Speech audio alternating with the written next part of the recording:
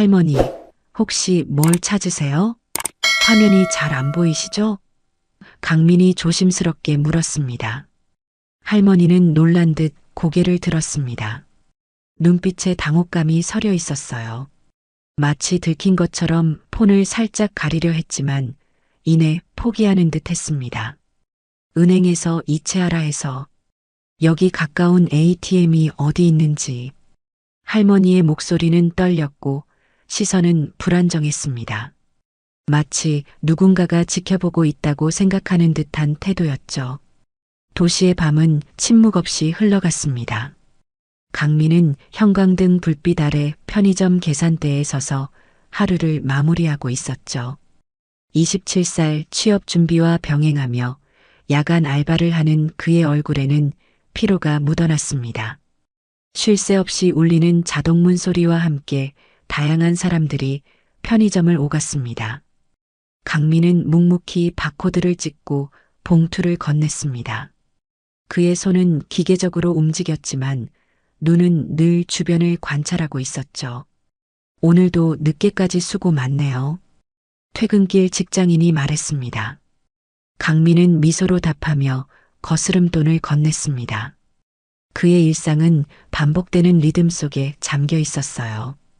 도시락을 사러 온 학생, 담배를 찾는 중년 남성, 커피를 찾는 배달 기사까지. 그들은 각자의 삶을 향해 떠나갔지만 강민은 여전히 그 자리에 남아 있었습니다. 가끔은 자신의 미래에 대한 불안감이 엄습했지만 그럴 때마다 할아버지의 얼굴을 떠올렸습니다. 가족을 위해 묵묵히 견디는 것, 그것이 그의 현재였습니다. 유리문이 열리고 들어온 할머니는 평범한 듯 하면서도 무언가 달랐습니다. 단정한 옷차림의 노인은 작은 폴더폰을 손에 쥐고 매대 주변을 서성이며 불안하게 화면을 들여다보고 있었죠. 다른 손님들과는 다른 움직임이었습니다. 그녀의 안경 너머로 불안과 당혹감이 역력했습니다. 손은 미세하게 떨리고 입술은 작게 움직이며 누군가와 대화를 나누는 듯 했습니다. 강민의 시선이 자연스레 할머니에게 머물렀습니다. 무언가 이상했습니다. 상품을 고르는 대신 화면만 응시하고 있었어요. 전화기 너머 누군가의 말에 맞춰 움직이는 사람처럼 보였죠. 강민은 직감적으로 느꼈습니다. 저 할머니 뭔가 문제가 있는 것 같다고요. 최근 뉴스에서 봤던 노인 대상 보이스피싱 사건이 머릿속을 스쳤습니다. 그의 가슴이 미세하게 빨라졌습니다. 다른 손님들의 계산을 마친 강민은 레지를 벗어나 할머니에게 다가갔습니다. 잠시 망설였지만 그녀의 불안한 표정이 그를 움직이게 했습니다. 할머니, 혹시 뭘 찾으세요? 화면이 잘 안 보이시죠? 강민이 조심스럽게 물었습니다. 할머니는 놀란 듯 고개를 들었습니다. 눈빛에 당혹감이 서려 있었어요. 마치 들킨 것처럼 폰을 살짝 가리려 했지만 이내 포기하는 듯 했습니다. 은행에서 이체하라 해서 여기 가까운 ATM이 어디 있는지. 할머니의 목소리는 떨렸고 시선은 불안정했습니다. 마치 누군가가 지켜보고 있다고 생각하는 듯한 태도였죠. 강민은 본능적으로 할머니의 폰 화면을 살폈습니다. 그리고 즉시 알아차렸죠. 계좌번호와 즉시 이체 문구. 전형적인 보이스피싱의 패턴이었습니다. 강민의 가슴이 빠르게 뛰기 시작했습니다. 이건 진짜였습니다. 방금 이 돈이 넘어갔다면 할머니 인생 통째로 날아갈 뻔했어요. 그는 자신이 지금 할 행동이 중요하다는 것을 느꼈습니다. 반드시 이 상황을 막아야 한다는 사명감이 그를 감쌌습니다. 강민은 망설임 없이 행동했습니다. 112에 신고 전화를 걸면서 동시에 할머니를 진정시키려 했죠. 그의 손은 약간 떨렸지만 목소리는 차분했습니다. 이런 상황은 처음이었지만 무언가 중요한 일을 하고 있다는 확신이 있었습니다. 할머니, 잠시만요. 이거 보이스피싱인 것 같습니다. 강민이 조용히 말했습니다. 할머니의 눈이 커졌습니다. 불신과 두려움이 뒤섞인 표정이었죠. 아니, 은행에서 온 전화라고 했는데 돈이 위험하대. 빨리 옮겨야 한대. 강민은 자신의 휴대폰으로 신고를 마친 후 할머니의 폴더폰을 조심스럽게 가리켰습니다. 저쪽에서 통화 중이신가요? 잠시 제가 확인해도 될까요? 그는 최대한 부드럽게 하지만 확신에 찬 목소리로 말했습니다. 할머니가 놀라지 않도록 조심하면서도 상황의 심각성을 전달하려 했습니다. 할머니는 떨리는 손으로 폰을 건넸고 강민은 전화를 스피커로 바꿨습니다. 전화기 너머로 다급한 목소리가 흘러나왔죠. 남자의 목소리는 권위적이면서도 위협적인 느낌이 들었습니다. 지금 바로 이체하셔야 합니다. 그렇지 않으면 사기 피해를 막을 수 없습니다. 절대 다른 사람에게 말하면 안 됩니다. 이건 비밀 작전입니다. 강민은 할머니에게 눈짓하며 통화를 종료했습니다. 그의 손가락이 빠르게 빨간 종료 버튼을 눌렀습니다. 이건 사기입니다. 경찰이 곧 오실 거예요.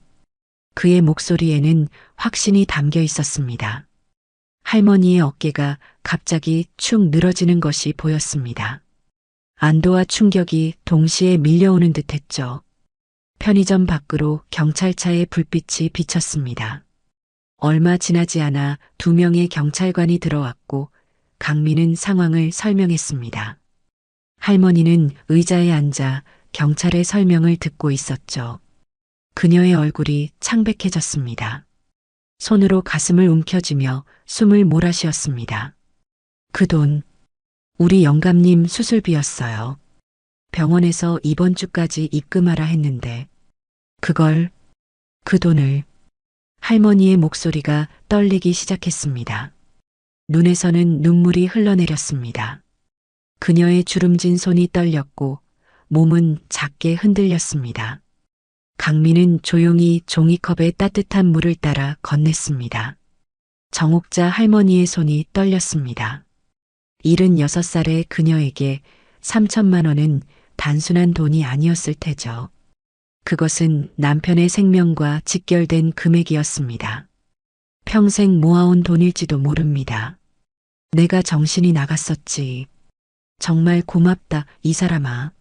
아니, 우리 손자 같아. 정옥자의 눈에서 더 많은 눈물이 흘러내렸습니다. 이번에는 안도의 눈물이었습니다. 마른 손으로 강민의 팔을 꼭 잡았습니다.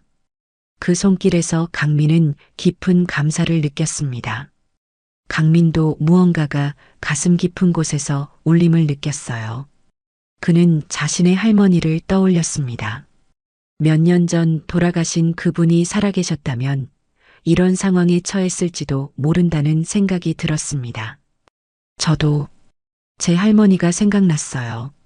옛날에 폰 화면 잘 안 보인다고 하셔서 그땐 그냥 귀찮다고 했는데 강민의 목소리가 작아졌습니다.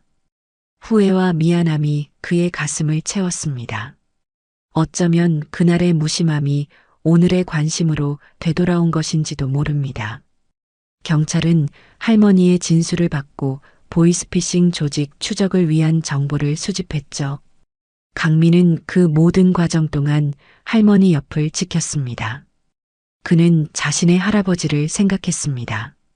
수술비를 모으기 위해 고생했을 정옥자 할머니의 모습이 그의 마음을 더욱 무겁게 했습니다. 그리고 자신이 한 일에 작은 자부심도 느꼈습니다. 오늘 그는 단순히 돈을 구한 것이 아니라 한 가족의 희망을 지켜낸 것이었습니다. 며칠 후 강민은 친할아버지 병문안을 위해 대학병원을 찾았습니다. 강인수 할아버지는 87살의 6.25 참전용사로 전쟁 후유증으로 인한 건강 문제로 주기적인 검진을 받고 있었죠. 강민은 할아버지를 위해 따뜻한 보온병에 식혀온 숭늉과 간식을 들고 병원 복도를 걸었습니다. 소독약 냄새가 코를 찔렀지만 이제는 익숙한 냄새였습니다. 수년간 할아버지를 모시고 병원을 드나들었으니까요. 병원은 늘 그렇듯 바쁘게 움직이는 사람들로 가득했습니다. 간호사들은 분주히 환자 차트를 확인하고 보호자들은 걱정스러운 얼굴로 의사의 말을 기다리고 있었죠. 강민은 그 모든 풍경 속에서 자신의 할아버지를 생각했습니다. 전쟁의 아픔을 평생 가슴에 안고 사는 할아버지가 안쓰러웠습니다. 가끔 밤에 악몽을 꾸고 깨시는 모습을 볼 때면 그 시절의 기억이 얼마나 고통스러운지 짐작할 수 있었습니다. 흰색 벽과 소독약 냄새가 가득한 복도를 지나는데 문득 귀에 익은 목소리가 들렸습니다. 강민이 고개를 돌리자 며칠 전 편의점에서 만났던 정옥자 할머니가 간호사와 함께 수술 동의서를 확인하고 있었어요. 그녀의 낡은 안경 너머로 걱정스러운 눈빛이 보였습니다. 할머니? 정옥자도 놀란 표정으로 강민을 바라봤습니다. 처음에는 알아보지 못하는 듯 했지만 곧 반가움이 얼굴을 덮었습니다. 어머, 그날 그 청년. 너 여기 어떻게 해? 그녀의 목소리에는 놀라움과 기쁨이 뒤섞여 있었습니다. 두 사람은 우연한 재회에 놀랐습니다. 병원이라는 공간에서 다시 만난다는 건 어쩌면 운명 같은 것이었죠. 강민은 이상하게도 마음이 편안해지는 것을 느꼈습니다. 편의점에서 만났을 때보다 훨씬 가깝게 느껴졌습니다. 우리 영감님, 여기서 오늘 수술 받으세요. 그날 막아준 돈 덕분에. 정옥자의 목소리가 감격에 떨렸습니다. 그녀의 주름진 손이 강민의 손을 꼭 잡았습니다. 강민은 그 손의 따뜻함에 가슴이 뭉클해졌습니다. 정옥자의 눈시울이 붉어졌습니다. 강민은 그녀의 손을 조심스럽게 잡았습니다. 처음에는 어색했지만 이내 자연스러워졌습니다. 마치 오랫동안 알고 지낸 사이처럼 느껴졌습니다. 다행이네요. 수술은 복잡한가요? 강민이 물었습니다. 그의 목소리에는 진심 어린 걱정이 담겨 있었습니다. 오래 지니고 계셨던 파편 때문에 수술이 필요하대. 6.25 때 다치셨던 거라 이제서야 제대로 치료받는 거지. 정옥자는 한숨을 내쉬었습니다. 그녀의 눈빛에는 오랜 세월의 무게가 담겨 있었습니다. 남편을 위해 평생을 헌신해온 여인의 깊은 사랑이 느껴졌습니다. 강민은 고개를 끄덕였습니다. 그의 할아버지도 비슷한 이유로 병원에 자주 오셨으니까요. 전쟁의 상처는 육체뿐 아니라 마음에도 깊게 남아 있었습니다. 그것은 다음 세대에게까지 이어지는 아픔이었습니다. 할머니, 저는 할아버지 병문안 왔어요. 수술 끝나면 꼭 인사드리러 올게요. 강민은 진심을 담아 약속했습니다. 그는 왠지 이 할머니의 남편에게 인사드리고 싶었습니다. 같은 전쟁을 겪은 세대, 할아버지와 같은 시대를 살아온 분이라는 생각이 들었습니다. 간호사가 정옥자를 부르자 그녀는 서둘러 손을 흔들었습니다. 그래, 꼭 와서 보자. 우리 영감님도 반가워하실 거야. 그녀의 목소리에는 따뜻함이 묻어났습니다. 강민은 할머니가 사라진 복도를 바라보며 신기한 인연에 미소 지었습니다. 그리고 할아버지 병실로 향했죠. 그에게는 아직 모르는 인연의 연결고리가 기다리고 있었습니다. 그것은 단순한 우연이 아닌 어쩌면 오래전부터 이어져 온 필연이었을지도 모릅니다. 수술이 무사히 끝났다는 소식을 들은 것은 사흘 후였습니다. 강민은 약속대로 정옥자 할머니의 남편 김세진 할아버지를 찾아갔습니다. 그는 회복을 바라는 마음을 담아보온 네이와 짧은 엽서를 선물로 준비했죠. 병원 앞 작은 상점에서 오랫동안 고민하며 골랐던 선물이었습니다. 선물을 포장하며 강민은 스스로에게 물었습니다. 왜 이렇게 낯선 사람에게 마음이 가는 걸까? 하지만 그 답은 이미 알고 있었습니다. 그들은 더 이상 낯선 사람이 아니었습니다. 병원 면회 시간에 맞춰 도착한 강민은 몇 번 노크한 후 조심스럽게 병실 문을 열었습니다. 삐걱거리는 문소리와 함께 병실의 풍경이 눈에 들어왔습니다. 정옥자가 반가운 얼굴로 맞이했습니다. 그녀의 얼굴은 며칠 전보다 훨씬 밝아 보였습니다. 눈가의 주름까지 웃음으로 가득했죠. 아이고 왔구나. 우리 영감. 이 사람이 그날 내 돈 지켜준 은인이야. 정옥자의 목소리에는 자랑스러움이 묻어났습니다. 마치 오래된 가족을 소개하는 것처럼 자연스러웠습니다. 병상에 누워있던 김세진은 쉰 목소리로 인사했습니다. 고맙네, 젊은이. 그의 목소리는 약했지만 눈빛은 또렷했습니다. 83살의 노인임에도 군인 출신의 위엄이 느껴졌습니다. 파란 병원복 위로 드러난 팔에는 오래된 상처 자국이 보였습니다.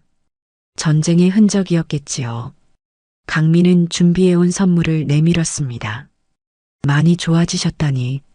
다행이에요. 오래오래 건강하세요. 그의 말에는 진심이 담겨 있었습니다. 병상에 누운 노인의 모습에서 자신의 할아버지를 보는 것 같았습니다. 같은 시대를 살아온, 같은 아픔을 간직한 사람들. 김세진은 조용히 고개를 끄덕이며 강민을 유심히 바라봤습니다. 그의 시선에는 어딘가 낯익은 듯한 감정이 어려 있었죠. 마치 오래전에 만났던 사람을 기억해내려 애쓰는 것처럼 보였습니다. 강민은 그 시선이 어색하게 느껴졌지만 이내 자연스럽게 대화를 이어갔습니다. 할아버지, 수술은 잘 되셨다고 하셨죠? 많이 아프셨겠어요. 강민이 걱정스럽게 물었습니다. 김세진은 천천히 고개를 끄덕였습니다. 70년 동안 몸에 있던 조각을 빼내는데 이제야 마음이 편하네. 그의 목소리에는 안도감이 묻어났습니다. 오랜 세월 간직했던 고통에서 벗어난 사람의 목소리였습니다. 대화를 나누던 중 병실 문이 다시 열렸습니다. 간호사의 부축을 받으며 걸어 들어온 노인은 다름 아닌 강민의 할아버지 강인수였습니다. 강민은 놀라움에 자리에서 벌떡 일어났습니다. 예상치 못한 상황에 당황한 그의 얼굴에는 혼란스러움이 가득했습니다. 할아버지, 왜 여기로? 강민의 목소리가 떨렸습니다. 강인수 할아버지는 평소 조용하고 내성적인 성격이었습니다. 특히 낯선 곳에 가는 것을 꺼리셨는데 갑자기 다른 병실에 찾아오다니 이해할 수 없었습니다. 간호사는 미소를 지으며 설명했습니다. 김세진 어르신 수술 끝나셨다고 하셔서 같이 뵙게 해드리려고요. 두 분 다 이 병원에 계시니까요. 간호사의 표정에는 알 수 없는 의미가 담겨 있었습니다. 마치 무언가를 알고 있다는 듯한 미소였죠. 강인수는 천천히 병상으로 다가갔습니다. 김세진을 바라보는 그의 눈에 의문이 어렸죠. 주름진 얼굴이 긴장으로 굳어졌습니다. 그리고 조심스레 물었습니다. 떨리는 손으로 휠체어 손잡이를 꽉 쥐며 마치 과거로 돌아간 듯한 표정이었습니다. 혹시 김세진 상사님 맞소? 강인수의 목소리가 떨렸습니다. 오랜 기억 속에서 끄집어낸 이름이었습니다. 병상의 김세진은 눈을 동그랗게 뜨며 자세를 바로 했습니다. 그의 얼굴에 충격과 놀라움이 스쳤습니다. 이제까지의 무표정은 사라지고 생기가 돌았습니다. 설마 강인수 병장? 김세진의 목소리가 높아졌습니다. 불가능한 일이 일어난 것처럼 보였습니다. 순간 병실 안에 흐르던 시간이 멈춘 듯 했습니다. 두 노인의 눈빛이 떨리고 있었죠. 몇십 년의 세월이 한순간에 뒤로 물러난 것 같았습니다. 강민은 자리에 굳어서 그 광경을 지켜보았습니다. 이 두 사람 사이에 무슨 일이 있었던 걸까? 그의 가슴이 빠르게 뛰기 시작했습니다. 5장. 침묵이 흐른 후 두 노인은 떨리는 손을 맞잡았습니다. 그들의 눈에는 말로 표현할 수 없는 감정이 가득했죠. 기쁨, 충격, 회한, 그리고 감사. 모든 감정이 뒤섞인 복잡한 눈빛이었습니다. 강인수의 주름진 손이 김세진의 손을 꽉 쥐었습니다. 그 손길에는 오랜 세월의 그리움이 담겨 있었습니다. 살아있었구먼. 살아있었구먼. 강인수의 목소리는 떨렸고 눈에는 눈물이 고였습니다. 그의 쉰 목소리에는 믿기지 않는 현실에 대한 놀라움이 담겨 있었습니다. 마치 꿈을 꾸는 것처럼 김세진의 얼굴을 바라보았습니다. 형님 덕에 내가 살아나온 거 아닙니까? 김세진도 목소리를 떨며 대답했습니다. 그의 손은 강인수의 손을 단단히 붙잡고 있었습니다. 마치 놓치면 다시 사라질까 두려워하는 것처럼요. 정옥자와 강민은 복도에서 그 장면을 지켜보다 눈물을 닦았습니다. 강민의 마음속에서는 감정이 출렁했습니다. 이 두 분이 그날 그 전쟁터에서 서로를 지켜낸 전우였구나. 그는 할아버지가 가끔 말씀하셨던 잃어버린 전우가 바로 김세진 할아버지였다는 것을 깨달았습니다. 가슴이 뭉클해졌습니다. 간호사는 강인수 할아버지의 휠체어를 김세진의 병상 옆으로 가져다 주었습니다. 두 노인은 마주 앉아 한참을 바라보기만 했습니다. 침묵이 흐른 후 두 노인은 떨리는 손을 맞잡았습니다. 그들의 눈에는 말로 표현할 수 없는 감정이 가득했죠. 기쁨, 충격, 회한, 그리고 감사가 뒤섞인 복잡한 눈빛이었습니다. 강인수의 주름진 손이 김세진의 손을 꽉 쥐었습니다. 오랜 세월의 그리움이 두 사람 사이에 흐르는 듯 했습니다. 살아있었구먼. 살아있었구먼. 강인수의 목소리는 떨렸고 눈에는 맑은 눈물이 고였습니다. 세월의 무게가 담긴 그 목소리에는 믿기지 않는 현실에 대한 놀라움이 가득했습니다. 87살의 노인은 60년도 더 지난 기억 속으로 순식간에 돌아간 듯 했습니다. 형님 덕에 내가 살아나온 거 아닙니까? 김세진도 목소리를 떨며 대답했습니다. 그의 손은 강인수의 손을 단단히 붙잡고 있었습니다. 마치 놓치면 다시 영원히 사라질까 두려워하는 것처럼요. 그의 눈가에 깊게 패인 주름에도 젊은 시절의 모습이 어렴풋이 비쳤습니다. 정옥자와 강민은 복도에서 그 장면을 지켜보다 눈물을 닦았습니다. 강민의 마음속에서는 감정이 출렁했습니다. 이 두 분이 그날 그 전쟁터에서 서로를 지켜낸 전우였구나. 그는 할아버지가 가끔 말씀하셨던 잃어버린 전우가 바로 김세진 할아버지였다는 것을 깨달았습니다. 가슴이 뭉클해졌습니다. 간호사는 강인수 할아버지의 휠체어를 김세진의 병상 옆으로 가져다 주었습니다. 두 노인은 마주 앉아 한참을 바라보기만 했습니다. 병실 안에는 묘한 긴장감이 감돌았습니다. 두 사람 사이에 흐르는 무언의 대화가 있는 듯했죠. 그날 이후로 소식이 없어서 강인수의 목소리가 떨렸습니다. 그의 주름진 손가락이 김세진의 팔을 더듬었습니다. 마치 실제를 확인하려는 듯했죠. 강인수의 얼굴에는 믿기지 않는다는 표정이 여전히 남아 있었습니다. 김세진은 깊은 한숨을 내쉬었습니다. 나도 찾아보려 했는데 부대가 해산되고 연락처가 없었지. 그의 목소리에는 오랜 세월의 아쉬움이 담겨 있었습니다. 눈 깊숙한 곳에서는 과거의 기억이 되살아나는 듯 했습니다. 정옥자는 강민을 불러 자리를 비켜주자고 손짓했습니다. 저 두 분 할 이야기가 많으실 거야. 우리 잠시 나가자꾸나. 그녀의 손길이 강민의 팔을 부드럽게 잡았습니다. 강민은 고개를 끄덕이며 할아버지에게 눈인사를 건넸습니다. 두 사람은 조용히 병실을 나와 복도 벤치에 앉았죠. 병원의 형광등 불빛 아래 정옥자의 얼굴은 감정으로 가득 차 있었습니다. 기쁨과 안도, 그리고 놀라움이 뒤섞인 표정이었습니다. 참, 세상 일이 이렇게 돌고 돌아 만나네요. 정옥자가 말했습니다. 그녀의 목소리에는 운명의 신비로움에 대한 경외감이 담겨 있었습니다. 낡은 손수건으로 눈가를 닦으며 감정을 추스렸습니다. 강민은 고개를 끄덕였습니다. 할아버지께서 전후 이야기는 가끔 하셨는데 그게 김세진 할아버지셨을 줄은 몰랐습니다.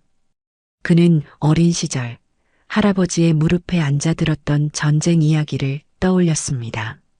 항상 끝에는 잃어버린 전후 이야기가 나왔었죠. 그 주인공이 바로 김세진 할아버지였다니 너무나 놀라운 우연이었습니다. 세상에, 그날 내가 나를 도와주지 않았다면 우리 영감은 수술도 못 받고 이런 재회도 없었을 텐데. 정옥자의 목소리가 떨렸습니다. 그녀의 눈에는 깊은 감사의 눈물이 고여 있었습니다. 주름진 손으로 강민의 손을 꼭 잡았습니다. 강민의 가슴이 뭉클해졌습니다. 우연히 필연이 되는 순간이었죠. 그날 편의점에서의 순간적인 판단이 이런 감동적인 재회로 이어질 줄은 아무도 예상하지 못했을 겁니다. 강민은 문득 깨달았습니다. 이 모든 것이 단순한 우연이 아니라는 것을요.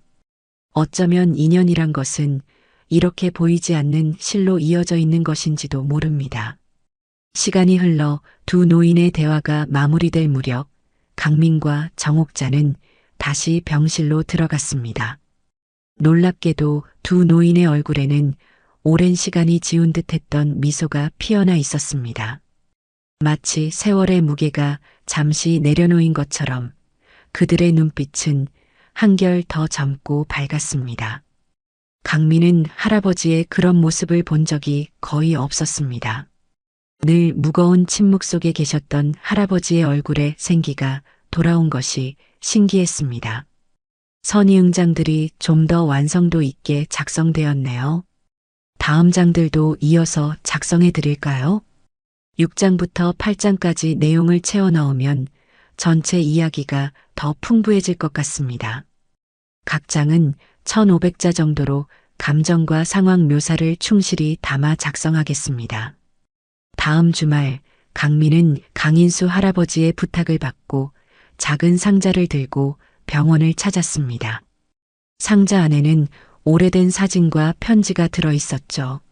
나무로 만든 작은 상자는 할아버지의 장롱 맨 윗칸에 수십 년간 모셔져 있던 것이었습니다.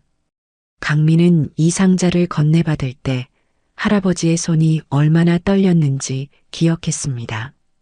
그것은 단순한 물건이 아니라 할아버지의 과거와 기억이 담긴 보물 상자였던 것입니다.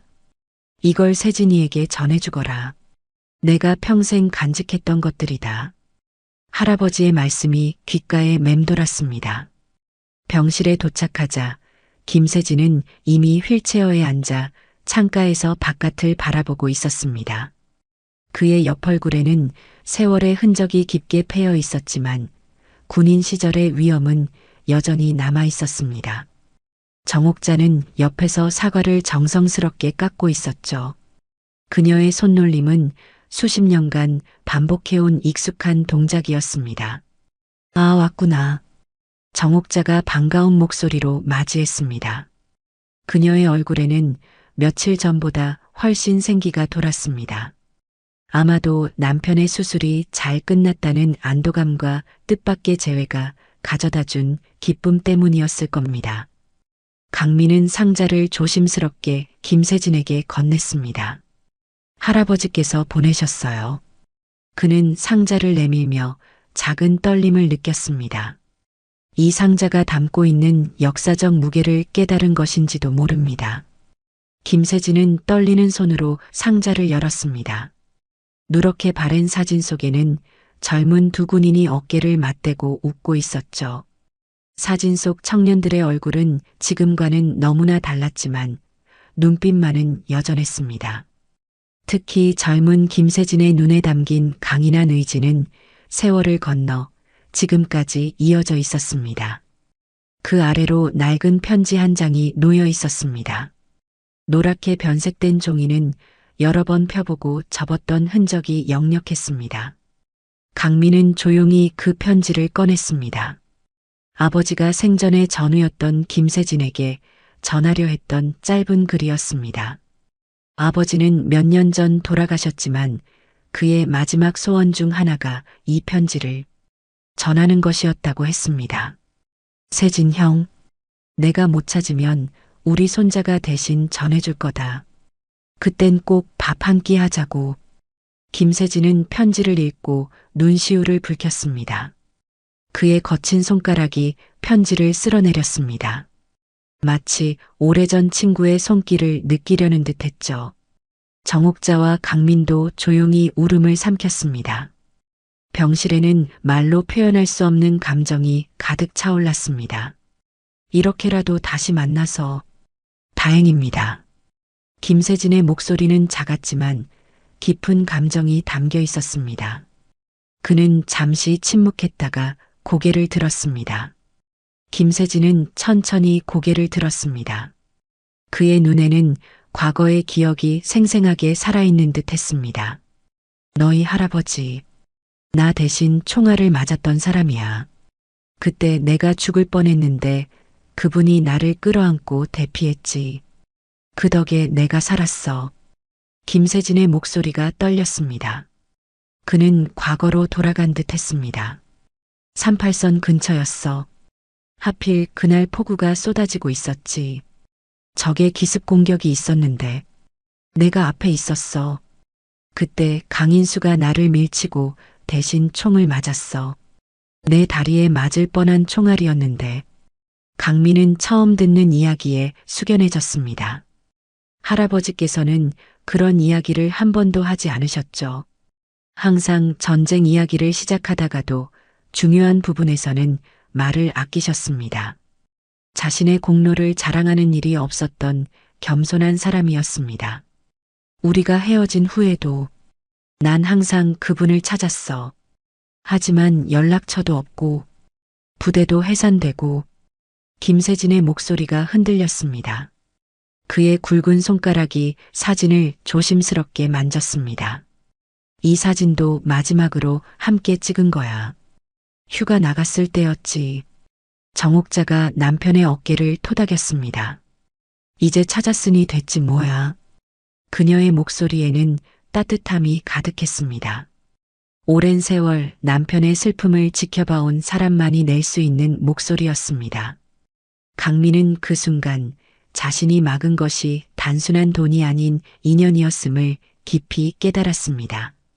그날 편의점에서의 작은 행동이 없었다면 이 감동적인 재회는 일어나지 않았을 것입니다. 3천만 원의 가치는 이제 말로 표현할 수 없는 인연의 가치로 바뀌었습니다. 김세진은 상자 안에 있던 군번줄을 꺼냈습니다. 이건 내 할아버지 거였어. 내가 간직하고 있었지. 그는 군번줄을 강민에게 건넸습니다. 이제 내가 가지고 있으렴. 우리 두 사람의 인연을 이어주는 증표로. 강민은 군번줄을 받아들고 깊은 숨을 내쉬었습니다. 녹슬고 낡은 금속 조각이었지만 그것은 역사와 인연의 무게를 담고 있었습니다. 그는 자신이 이 두 노인 사이에서 중요한 연결고리가 되고 있음을 느꼈습니다. 과거와 현재를 잇는 다리 같은 존재였습니다.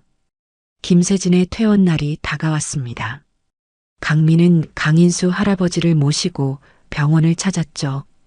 두 노인은 다시 만난 후로 매일 통화를 이어갔습니다.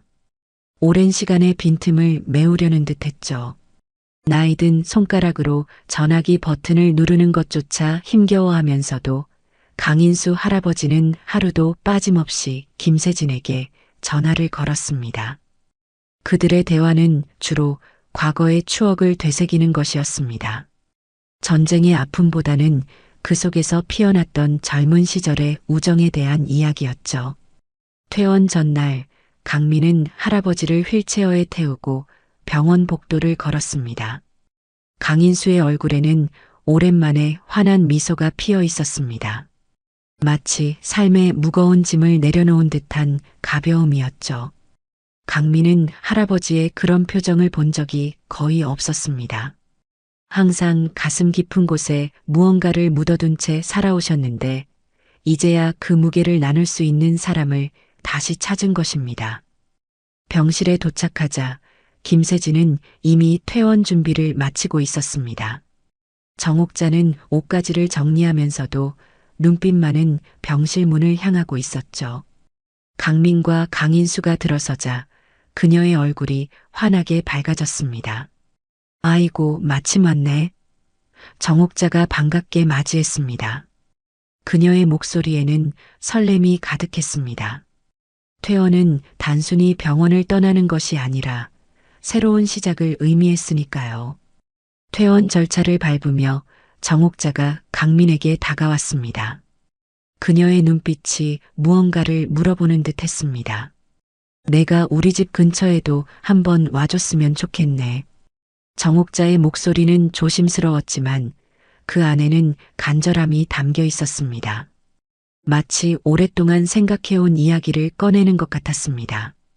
강민은 미소를 지었습니다. 네, 꼭 찾아뵐게요. 그의 대답은 자연스러웠습니다. 이미 마음속으로는 두 노인을 자신의 가족으로 받아들이고 있었기 때문입니다. 정옥자는 잠시 머뭇거리다 말을 이었습니다. 사실 우리 집이 좀 낡았는데 영감 휠체어 다니기가 불편할 것 같아서. 그녀의 주름진 손이 불안하게 움직였습니다. 부탁하기 어려운 내색이 얼굴에 역력했습니다. 강민은 즉시 이해했습니다. 제가 도와드릴게요. 주말에 시간 있습니다. 그의 대답은 망설임이 없었습니다. 자신이 할 수 있는 일이라면 무엇이든 돕고 싶었습니다. 다음 주말 강민은 도구 상자를 들고 정옥자의 집을 찾았습니다. 주소를 찾아가는 길은 그리 쉽지 않았습니다. 좁은 골목길을 따라 언덕을 오르자 작은 단독주택이 나타났습니다. 오래된 집이었지만 작은 마당이 있어 따뜻한 느낌이 들었죠. 담장 너머로 보이는 감나무 한 그루가 집의 오랜 역사를 말해주는 듯 했습니다. 대문을 두드리자 정옥자가 반갑게 맞아주었습니다. 아이고, 진짜 왔구나. 들어오렴. 그녀의 얼굴에는 기쁨이 가득했습니다. 강민은 하루 종일 현관 경사로를 만들고 화장실 손잡이를 설치했습니다. 낡은 마루 틈새도 메우고 튀어나온 못도 정리했죠. 땀에 젖은 등을 털며 마당에서 쉬고 있을 때 정옥자가 시원한 수박을 내왔습니다. 빨간 속살이 싱그럽게 빛나는 수박은 더위에 지친 강민에게 최고의 간식이었습니다. 고맙다, 우리 손자. 정옥자의 말에는 깊은 애정이 담겨 있었습니다.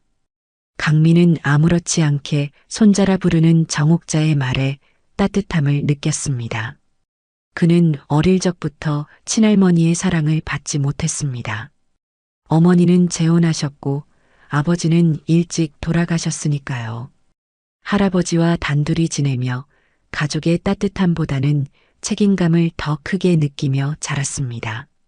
하지만 지금 정옥자의 따뜻한 목소리에서 그는 가족의 온기를 느꼈습니다. 그날부터 매주 주말이면 정옥자의 집을 찾아 마당을 정리하고 장을 봐드리며 두 노인의 실질적 손자로 지내기 시작했습니다. 그것은 단순한 도움이 아니라 강민 자신에게도 중요한 의미가 있었습니다. 처음으로 누군가에게 필요한 존재가 된다는 느낌, 그리고 가족의 일원이 된다는 느낌이었죠. 강인수도 종종 그 집을 찾았고 두 전우는 마당 평상에 앉아 옛 이야기를 나누었습니다. 그들의 웃음소리가 작은 동네에 울려 퍼졌죠. 때로는 진지한 대화에 빠져들기도 했습니다. 전쟁의 기억, 헤어진 후의 삶, 그리고 재회의 기적까지. 강민은 그런 할아버지들의 모습을 보며 가슴이 따뜻해졌습니다. 전쟁이라는 끔찍한 시간을 견뎌내고 서로에 대한 우정을 잊지 않은 두 사람의 모습은 경이로웠습니다. 어느 날 정옥자는 강민에게 물었습니다. 그녀의 목소리에는 조심스러움이 묻어났습니다. 내 부모님은 왜 한 번도 얘기 안 하니? 정옥자의 눈빛은 따뜻했지만 질문 자체는 강민의 가슴을 찔렀습니다. 강민은 잠시 침묵했습니다. 그의 손이 무의식적으로 테이블 위를 쓸었습니다. 아버지는 제가 어릴 때 돌아가셨어요. 어머니는 재혼하셨고요. 그의 목소리에는 오랜 상처가 묻어 있었습니다. 말하지 않아도 그 짧은 문장 속에 많은 이야기가 담겨 있었습니다. 정옥자와 김세진은 서로 눈빛을 교환했습니다. 그들은 더 이상 묻지 않았지만 그날 이후 강민을 대하는 태도는 더욱 따뜻해졌죠. 마치 오랫동안 기다려온 가족을 만난 것처럼 그를 챙겼습니다. 김세진은 강민이 올 때마다 자신의 젊은 시절 이야기를 들려주었고 정옥자는 항상 그가 좋아하는 음식을 준비했습니다. 강민에게 이 두 노인은 점점 더 소중한 존재가 되어갔습니다. 편의점에서의 우연한 만남이 이렇게 따뜻한 인연으로 이어질 줄은 그 누구도 예상하지 못했을 겁니다. 하지만 이제 그것은 우연이 아닌 필연이라고 느껴졌습니다. 마치 오래전부터 정해진 운명처럼요.